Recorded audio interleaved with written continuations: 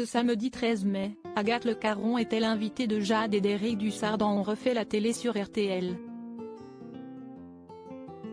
Venue faire la promotion de l'émission Chemin de traverse de France 3, de laquelle elle sera à la tête dès le 24 mai prochain, l'animatrice a également été interrogée sur l'échec de MasterChef sur France 2.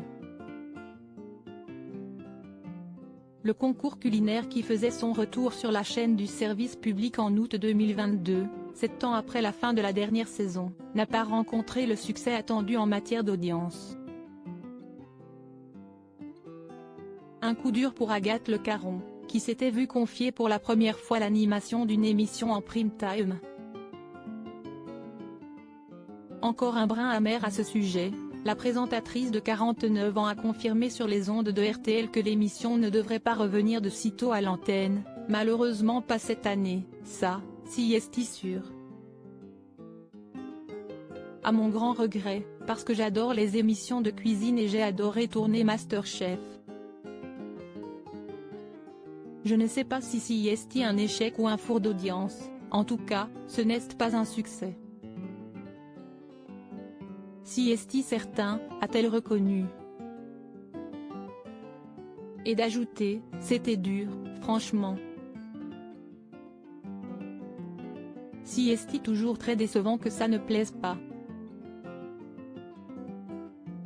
Après, on essaye toujours de trouver des raisons.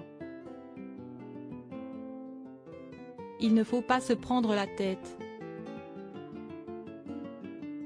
Si est comme ça, a-t-elle nuancé. Agathe Le Caron en conflit avec son mari à cause de MasterChef diffusé le mardi soir. Il faut dire que les audiences MasterChef n'ont pas non plus été aidées par les programmations des chaînes concurrentes, et notamment par TF1, qui contre-attaquait avec Masked Singer en face. Si Agathe Le Caron ne pouvait pas le savoir, son mari François Pélissier, en revanche, ne pouvait pas l'ignorer, puisque celui-ci travaille en tant que directeur général adjoint business et sport du groupe TF1. Secret professionnel oblige, il n'a rien pu révéler à son épouse, et cela a forcément été une source de conflit entre eux, comme l'a révélé Agathe Le Caron sur RTL.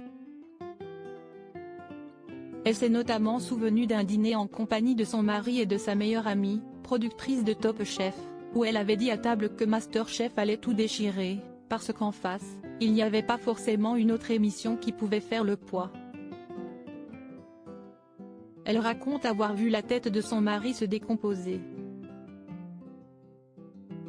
C'est alors qu'elle a essayé tant bien que mal de lui tirer les vers du nez, sans succès puisqu'il n'avait pas le droit de parler. Bien déterminée à savoir ce qui lui cachait, elle l'a même menacé, « Dis-moi, sinon je pars de la maison avec les enfants ».